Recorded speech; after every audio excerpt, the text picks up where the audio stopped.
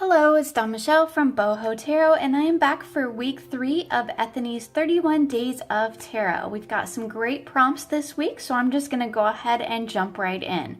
So for day 13, or prompt 13, the question is, from the major arcana cards, what card correlates to your sun, moon, and rising sign, and how has that resonated or played out in your life? Now, this was actually a pretty hard question for me. I do know, basic astrology, but I am by no means an expert. And in fact, I actually had to look up my rising sign. So I'm going to do my best in answering this question. But like I said, by no means am I an expert in astrology. So take it for what it is. So my rising sign is Ascendant Leo. And that is my outward self relates to the card of strength. And I chose this strength card from the Star Tarot because I really love this card. I think it's a gorgeous representation of strength. But I think it's also a really gorgeous and powerful representation of outward strength. I love this representation of the lady and the lion. I think they look very in tune with each other, and they look very in tune with their outer world. So for me, that's kind of how I picture how outward strength has really manifested itself in my life, which is just trying to be cohesive with my outer world, but to hold my ground when needed. So my sun sign is Taurus, and that relates to the Hierophant. And for this card I chose, which is actually represented as the Elder in the Tarot of the She. I absolutely love this representation of the Hierophant because it's more focused on the teacher. And in this card, the author talks about having this open seat available for you to take your place amongst the great teachers. And I love that representation as sort of the conscious self, because I feel like that's kind of where I'm going, where I'm headed. I love to teach, and I love to share what I learn and the things that I'm excited about with others. And I feel that this card really represents that well, in how I bring the elder or the teacher, or in this case the Hierophant, into my conscious self. So my moon sign is Leo, and that relates to my subconscious self. And again, for me, that relates to the card of strength. And I have chosen the strength card, sorry for the glare, from the Marielle. For one, it's just one of my favorite strength cards, but I think for representing the subconscious self, this is a gorgeous representation of that, whereas in the Star Tarot, we have this wonderful representation of outer strength as well as inner, but I see this as really being at one and strong in the world, whereas this is really being at one and strong with yourself. So that's kind of how I see that. Not sure if that's correct or not, but that's kind of my interpretation of it.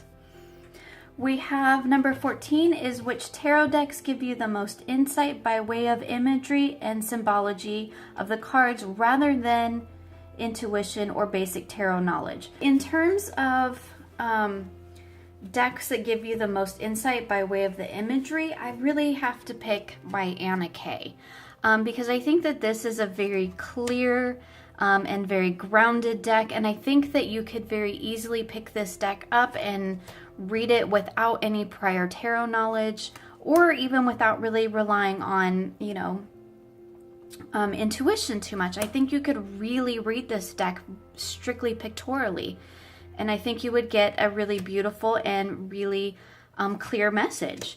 And I think it's just the very earthy images. I think the scenes are very well depicted. They're very well illustrated in terms of the scene that's being displayed, and I think this would be a wonderful deck that you could use without any knowledge whatsoever. Like, you could pick this up and lay a few cards down and probably give yourself a pretty good reading with a very clear message. So that one I think would have to be my top pick for decks that give you the most insight by way of imagery. I do want to mention here the Tarot of the She, because this deck in particular, and this is a deck that I've been working with through all of January, and this deck in particular, if you read the little book, was really is really intended to be read intuitively. The author Emily Carding mentions in the book that This deck is not really intended to be read with a lot of heavy esoteric meaning or really a whole lot of emphasis placed on tradition or symbology. So I did want to mention this one because I think this is a really fantastic deck that you could pick up and read it strictly based on the feelings and, you know, yes, of course, the intuitive hits, but really I think the feelings that these cards evoke and this artwork evokes, I think is really important to this deck. At least from what I've found in working with it and what I've read in the book. I think that the Star Tarot is really a fantastic deck to, even though it is heavily layered with esoteric meaning, I think this is another deck that you could just pick up and get a lot of hits just off the symbology in this deck. There's so much going on in each card, and really if you combine it with the book, I think you could read this deck without any knowledge of Rider-Waite-Smith or any knowledge of the Thoth or even Marseille. I think you really could, as long as you had the book, you could pick this deck up and just use it. And there's so much going on symbolically in these cards that I think you could get a really clear and succinct reading. I did just post a review on this deck if you're interested in checking that out, because I do talk more about it in detail, but this is just another one I wanted to mention in terms of symbology. Another great deck. So my kind of three, I guess, for decks that give me the most insight in terms of their imagery and symbology would be the Star Tarot, the Tarot of the She, and of course one of my all-time favorites, the Anna Kay. So prompt number 15, or for day 15, is what is in your tarot to go bag? For me, that's pretty easy. I don't go many places, so I don't take, so I don't have to travel with tarot very often. When I do, these are my standards that I take. This is, if I get it out, this is my little Llewellyn, which everybody has seen and is probably sick of seeing now on my channel. This deck does go, whenever I go anywhere for, you know, a day or more, this deck always comes with me. And I do tend to travel with these two little tin decks. This is the Tarot di Maria Sela. If I could get it open, because of course, you know, when you're on camera, nothing works right. And these two little decks, this is one of my favorite little tarots in a tin. It's so gorgeous. This deck I tend to bring along with the Centennial in a Tin, and these are decks that I bring to specifically to read for other people, because my Llewellyn, I'm not really particular about many of my decks, but my Llewellyn is one that nobody gets to use but me. But this is one that I like to keep on hand when I'm out and about if I'm traveling. I actually don't carry tarot decks around with me when I'm just like running errands in town, but if I'm traveling, these are the three that come with me. And of course, you know, everybody has seen the little Centennial. This is my favorite version of the Smith-Waite deck, and I love this little tin version because it's really portable and it's easy to carry around. These little tins are really fabulous for on the go, and those tend to be the ones that I take with me. The only other thing that's actually in my bag and goes with me, this is my little Tiger's Eye Palm Stone. This tends to go with me when I travel as well. It's just a stone that I tend to keep on hand most of the time. So there you go. That is the extent of my to-go bag. It's not very extensive, but it does work well for me. Like I said, I don't travel often, but when I do, this is what comes along.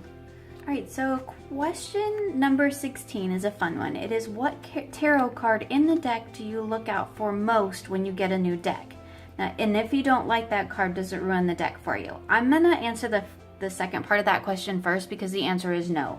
One card that I don't resonate with will not ruin a deck for me. Multiple cards that I don't resonate with will ruin a deck for me, but there's lots of decks that I don't like one or two cards in it, and it doesn't keep me from using them. So I just wanted to throw that one out there first, because one card will never ruin a deck for me. So I just want to go through real quickly the cards that I take a look at when I'm considering a new deck. The first I'm always looking at is the Chariot. This is the Chariot from the Astrological. The Chariot is my birth card, so it's the first card I always look at. It's actually not my favorite card, but because it's my birth card, this is my absolute favorite representation of the Chariot. This is the Darkness of Light. I also really enjoyed this one from Tarot of the Hidden Realms, which is the Fairy Stallion. And I do like the Chariot from the Anna Kay, although I don't like that he has a whip, but that's okay. So I always look to the Chariot because it's my birth card, so I just like to check it out. This was the card that actually convinced me to purchase the Darkness of Light Tarot. I have to say it's definitely one of my favorite decks, but this was the card that did it for me. I just think this is the most gorgeous representation of the Chariot I've ever seen. The second card I always look to is the Hierophant. And simply because this is a card that I often like to see as a teacher or as like an elder, like I showed earlier in the Tarot of the She. And I didn't include that card in here because we've already seen it.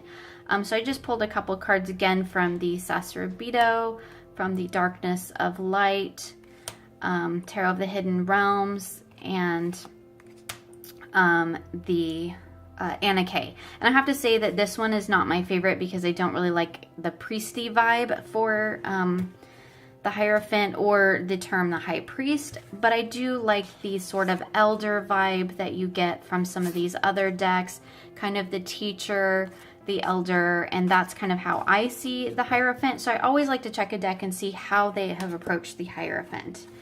Another card that I often look to is the Hermit. And this is a card that it's not associated with me, you know, in any way. Like I said, the Chariot's my birth card. Astrologically, it's not associated with me. But on a personal level, this is a card that I really associate with and identify. So I always like to check out the Hermit. This is one of my favorite Hermit cards. And I do really enjoy this one as well from the Anna Kay. But I always like to check out the Hermit just to see how it is portrayed in a deck, because it's the card that I kind of resonate with, the card that if I had to choose one for myself, I think I would probably choose the Hermit. So I always take a look at that. I always take a look at the Empress because this, again, one of my favorite Empresses. A lot of my favorite cards are actually in the Darkness of Light Tarot. I think this is just absolutely gorgeous. I do like to check out the Empress. Again, another gorgeous one. This one, not so much. And a lot of it is just her face. Nothing really against the card itself. It's just her face is kind of a little bit disjointed, I feel like. But I just like to see how she's presented in every deck. The next one is kind of funny. The Sun card, I'm just looking to make sure that there's not a naked baby on it. Not that I won't buy a deck with a Sun card with a naked baby, because like I said, one card will not turn me off of a deck. This is my absolute favorite Sun card. Let's see if I can fix my light a little bit here. I think this one's just absolutely gorgeous. And I don't mind this one either, even though it's, you know, it's got people in it. It's not my favorite. This, even though it's generally like the Darkness of Light, and I'm not really fond of faces on my sons, and this one just doesn't, it's too moody for me. That's kind of the tone of the deck, but anyway. And I love this one. It's just, you know, it's bright, gives me real sun vibe. That's really what I'm looking for in my Sun card, is just, I would prefer not to see the naked baby. I know it's traditional, but it's just not my thing. Again, wouldn't stop me from buying a deck. It's just something I always look towards. Another card that I really associate with is the Queen of Pentacles, and I think that's just, Pentacles are kind of my suit, and that's just kind of my Taurus self, I think. So I always like to check her out. I always like to also see if the Pentacles are titled as Pentacles or Coins or Discs. I like to check that out as well, but I think she's gorgeous. I love her. And, you know, she's not my favorite, but I definitely get the Queen of Pentacles sense out of her, so it works for me. Just another card that I really personally identify with, so I like to just see how she's represented, and I think of these three, this one would definitely be my favorite from Tarot of the Hidden Realms. From the minors, there's really only two cards that I really look at, and that is the Three of Swords and the Ten of Swords. The Three of Swords mostly because I don't read the Three of Swords in the traditional Waite Smith sense. I do not read it as heartbreak. So for me, even though I love the Sacerdote, this doesn't really work well for me, doesn't really resonate. I feel like the Three of Swords is about mental energy, and 3 is about growth. So I feel like the Three of Swords should be about growth in the mental realm. And to me, this heartbreak that's more of a Cups thing. This one I don't mind because I can still sort of, work with this. It's not the 3 swords stabbing the heart.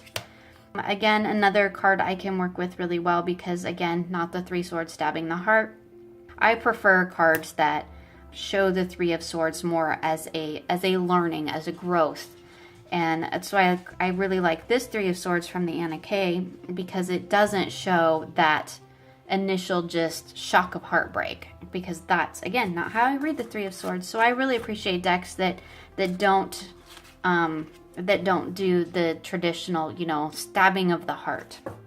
And the same with the 10 of Swords, because I do not read the 10 of Swords. Again, I don't read the swords in a emotional sense. I read it as the suit of the mind. So for me, the 10 of Swords is about moving on from, the lessons that you have learned.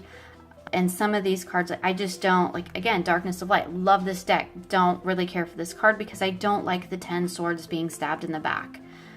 To me, that doesn't embody what the 10 of Swords should stand for, or stands for when I do readings. This one from the Sacerdote is okay because it's not literally being stabbed. So he's, you could see these swords as the mental energy just, piercing into you. And that I can work with. This is a little bit harder to get around, but you still can. I love this 10 of Swords because she's really confronting all that she's learned, and she's, confronting it head on, and I really like that. And this 10 of Swords from the Anna Kay is another one of my favorites because even though we can see that she was probably stabbed with the sword, she is up and she's walking away, or he, she, I can't tell, is walking away of her own volition on her own 2 feet. She's moving on from the lessons learned. Those can be hard and challenging lessons of the swords, but doesn't necessarily end in death and defeat. And so that's a card I always look for. So those are kind of my keys for the tarot cards that I tend to look for when I'm checking out a deck. But again, like I said, one card that doesn't resonate will not keep me from purchasing or working with a deck. As long as the majority of the cards resonate with how I read, then I'm usually good. I can work with some of those cards that don't quite resonate in the way that I see their particular meanings, but yeah. So there you go. So those are my few cards that I take a look at whenever I am considering a deck. Number 17 is, what is your favorite way to tarot journal, planners, apps, bullet journals, etc., etc.? One of my tarot journals here, and this is actually just kind of, let me set this one aside because it's so big for a minute. This is actually sort of pseudo bullet journal. This is a disc bound journal that I've created, and this has I didn't really go through here. This has things like my crafts, my notes on depth year, some notes on the deck I'm creating, and I probably should have covered some of that stuff up. But really what I wanted to talk about was this was kind of like my notes on how I, see each card. And then I have, there's some notes on decks. And then I have my spreads here that I enjoy using. When I find a spread that I enjoy or I create a new spread, it tends to go in here. You can see I kind of just journal these. This is one of my favorite ones. I think this is actually a Barbara Moore spread. This is kind of my my journal that I use in conjunction with my main tarot journal, which goes back and forth between this, another disc bound, and my bullet journal. If I'm just doing a spread that is related to something that's going on in the moment, and it's not like an overall, like a year ahead or something like that. Although I do think I say that, but I do think I put my year ahead spread in here as well. Here's my depth year spread, and yeah, my year ahead spread. So I did actually put them in my bullet journal this year, which I don't usually tend to do. But my just kind of in the moment spreads tend to go in here in my bullet journal. This is another of my tarot journals. This is my daily card pulls. And this is where I do my deep dive work into my decks, where I work through, and this one's kind of big, where I work through and just kind of write my own interpretations. I do some journaling about decks, that kind of thing. I have some notes in here.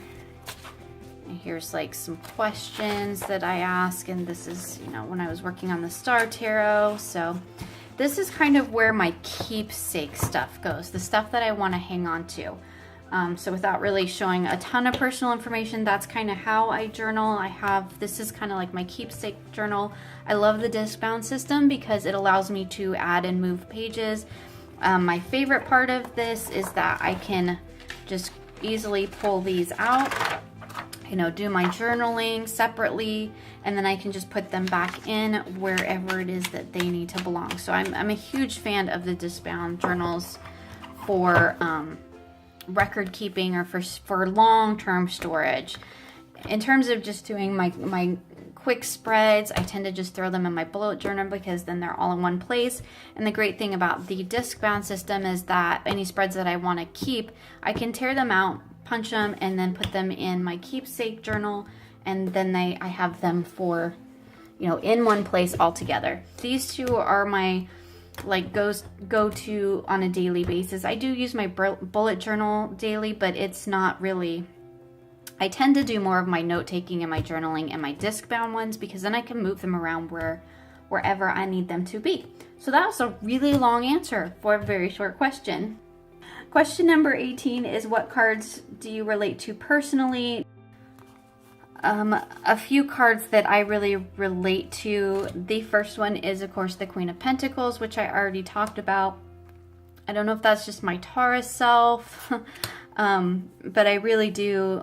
It's kind of, I feel like she's kind of my soul card, if I had to pick a soul card, I suppose. I do really personally relate to the Empress, and I think that because for me it's more of a Mother Earth type energy, and that to me kind of just relates to my mother self, I think. And I like to, it's one of the reasons why I always look to the Empress, because I really do relate to that one. And the last one would be, of course, the Hermit, because, you know, everybody jokes that I am the Hermit because I don't leave my house often because I don't need to. So even though we've kind of already seen these cards, just that's another one that I just really relate to. I really like the energy of looking within, going within, learning from within. That's, I think, really, that's just really important to me in my life. So those would be the three that I'd really say I'd resonate with most, would be the Hermit, the Empress, and the Queen of Pentacles. Those are kind of my personal cards that I relate to on a personal level. Okay, so the next, or the last question, so question number 19 is, if you were shipwrecked on a desert island, which 5 tarot or oracle decks would you want to have with you and why? So thankfully, they're all kind of sitting around here. That's probably why I would have them with me. The first would be my little Llewellyn, and this, I'm sure that comes as no surprise to anybody. This is my comfort deck. I absolutely adore this deck. It's just one that I would just need with me to, you know, bring me comfort in those times when I'm sure being stranded on an island, I would probably be a little bit like, yay, some time alone at first, and then I'd be like, oh, this is kind of lonely. So this would bring me comfort. This is like an old friend, and that's kind of how I view it. So it would definitely have to come with me. And seeing as I travel with it, if I ever do get stranded on an island, it's probably gonna be with me. Another deck would be my Anna K. And I feel like I talk about the same decks every video, but the Anna K is just, for me, this is such a grounded deck.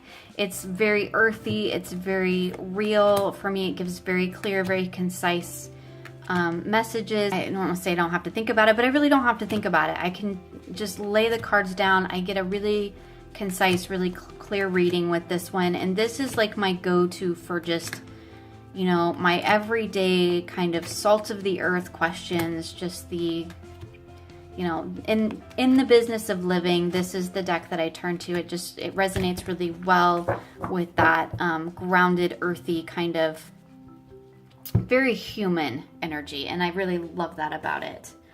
The next one would actually be my Tarot of the She, and this again is a deck that I've really only been working with a lot in January, and I really love the intuitive nature of this deck. These images are really raw, they're really powerful, there's something very primal and instinctive about this deck, and these images they just really speak to me. I really adore the images in this deck. They really resonate with me on this like deep primal level. So this would be one that I would definitely want to have with me if I were shipwrecked on an island. The next one would be my Oracle of Echoes. Again, I think I've showed this deck before as well. And this is again another deck that just really resonates with me. I love that it's really balanced for an oracle. A lot of times with an oracle, you don't get a real good balance of light and shadow, and I think this one is really well balanced, and I think it makes a wonderful addition to just about any tarot deck. But I do love that with that balance of light and shadow, you can read with it by itself. Like you can do a whole reading, and I have many times, do a whole reading with this deck and get a really balanced, really clear reading. And I just absolutely love the images. I think they're gorgeous. So this would definitely have to be one that I would want to have with me. It's gorgeous, it's a very clear reader, and it has a very balance of light and shadow. So my fifth deck that I would want to take, because I would want to have a Marseille as well, and it would have to be, I have this upside down, the Tarot des Ozarks. This is my absolute favorite Marseille deck, like hands down. This is about the only Marseille deck I really even use a whole lot. Just to have a Marseille deck with me, this would definitely be the one I would want. It's gorgeous. I absolutely love the images. Like I said, hands down my favorite Marseille. Not fond of the backs. I'm pretty sure that's not the first time I've mentioned that, but yeah, just this would be the one I'd want to have. I absolutely love it. It's just, oh, it's so gorgeous. Like I can sit and look at these images, and that's not something I really say often about a Marseille deck. There you go. Those would be my 5. Did I get 5? Yes, I got 5. 5 decks that I would want to have with me if I were stranded on a desert island. Would be my little Llewellyn, because it just goes everywhere with me. My Anna Kay, my Tarot of the She, my Oracle of Echoes, and my Tarot des Ozarks. So there you have it. If I could only do 5, I guess for right now, those would be the 5 I would do. And that might change in a few months or a year or what have you. But for right now, those are the ones I am going with. So thank you for joining me for week 3 of Ethany's 31 Days of Tarot. And I will be back next week with a whole nother week of prompts. I look forward to seeing you then. Bye.